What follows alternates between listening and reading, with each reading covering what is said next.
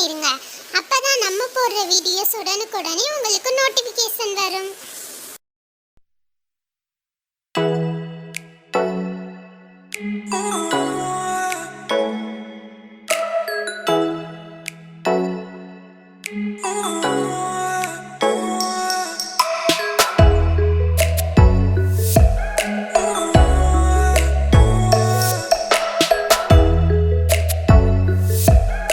எல்லாரும் எப்படி இருக்கீங்க?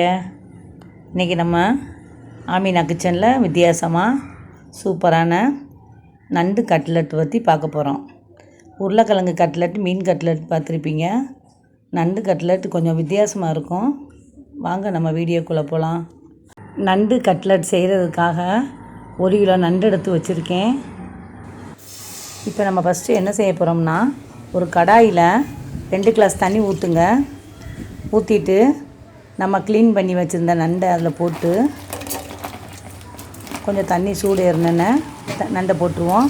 போட்டுட்டு கொஞ்சம் மிக்ஸ் பண்ணிவிட்டு கொஞ்சம் மஞ்சள் தூள், தேவையான அளவு உப்பு போட்டு கொஞ்சம் நல்லா வேக விடலாம். 2 கிளாஸ் தண்ணிக்கு மேலே ஊற்றாதீங்க, நண்டு தண்ணி விடும். ஒரு 10 நிமிஷம் மட்டும் நண்டு நல்லா வேகட்டும். நல்லா கொதி வந்துருச்சு, நண்டு நல்லா வெந்துருச்சு. நண்டை நல்லா ஆற வச்சு நண்டில் உள்ள சதையை மட்டும் எடுத்து ஒரு பவுலில் நம்ம எடுத்து வச்சுக்கலாம். கட்லெட் செய்கிறதுக்காக 3 உருளைக்கிழங்க அவிய போட்டுக்கலாம். நண்டு அவிச்ச தண்ணியிலேயே வாசனைக்காக நம்ம அந்த தண்ணியிலேயே நம்ம உருளைக்கிழங்க வேக விடுவோம். அவிச்ச உருளைக்கிழங்க தோலை நீக்கிட்டு ஒரு பவுலில் எடுத்து வச்சுக்கலாம். எடுத்து வச்சுட்டு இப்படி நல்லா மசிச்சுக்கலாம். உருளைக்கிழங்க ஒரு பவுலில் இப்படி நல்லா மசிச்சுக்கலாம். மசிச்சு வச்சுருந்த உருளைக்கிழங்குல நண்டு சதையை அதில் சேர்த்துக்கலாம். சேர்த்துட்டு பெரிய வெங்காயம் 2 எடுத்து சின்ன சின்னதாக கட் பண்ணி அதில் போடுவோம். 2 பச்சை மிளகா, கொஞ்சம் கருவேப்பிலை, மல்லி இலை கொஞ்சம் அதிகமாக சேர்த்துக்குங்க. அப்போ தான் கொஞ்சம் நல்லா வாசம் வரும்.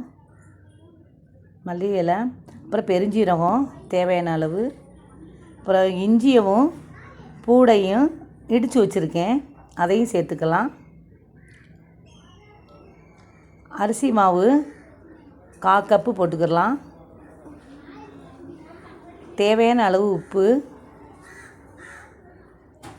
கார்ன்ஃப்ளவர் மாவு 2 ஸ்பூன்,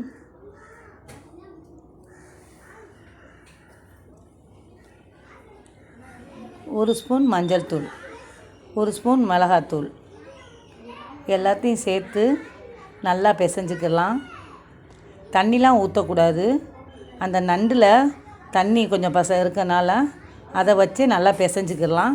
பிசைஞ்சு சப்பாத்தி மாவு பதத்துக்கு உருண்டை பிடிச்சிருங்க. மாவு ரெடி ஆயிடுச்சு. கையில் கொஞ்சம் ஆயிலை அப்ளை பண்ணிக்கோங்க. இப்போ நம்ம உருண்டை எடுத்து கட்லெட் செய்ய ஆரம்பிச்சுக்கலாம்.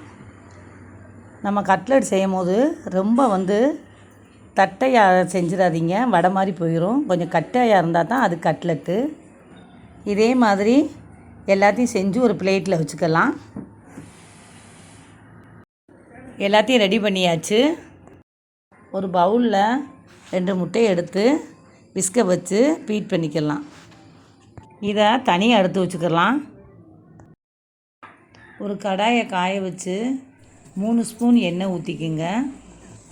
எண்ணெய் நல்லா சூடேறட்டும். நம்ம ரெடி பண்ணி வச்சுருந்த கட்லெட்டை முட்டையில் டிப் பண்ணிவிட்டு ப்ரெட் க்ரம்ஸில் டிப் பண்ணிவிட்டு ஷாலோ ஃப்ரை பண்ணிக்கலாம். இதே மாதிரி எல்லாத்தையுமே ஃப்ரை பண்ணி எடுத்துக்கலாம்.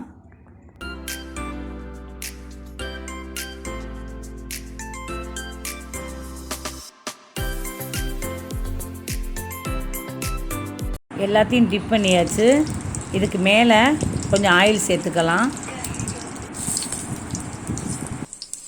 வெந்துருச்சான்னு பார்த்து திருப்பி போட்டுக்குங்க. திருப்பி போட்டுட்டு ஹோல்டர் வச்சு இப்படி உடையாமல் எடுத்துக்குங்க. ஹோல்டர் இல்லாட்டா சும்மா கரண்டியை வச்சு யூஸ் பண்ணிக்கோங்க. அவ்வளவுதான். சுவையான சூப்பரான நம்ம நண்டு கட்லெட்டு சூப்பராக ரெடி ஆயிடுச்சு. வீட்டில் ட்ரை பண்ணி பாருங்கள். ரோட்டு கடை ஸ்டைலு, ஹோட்டல் ஸ்டைல்னு பார்த்துருப்பீங்க. இது நம்ம ஆமினா கிச்சன் ஸ்டைலு. வீட்டில் ட்ரை பண்ணி பாருங்கள். நம்ம ஆமினா கிச்சனுக்கு சப்போர்ட் பண்ணுங்கள். கண்டிப்பாக சப்போர்ட் பண்ணுங்கள். அடுத்த நல்ல வீடியோவில் பார்க்கலாம்.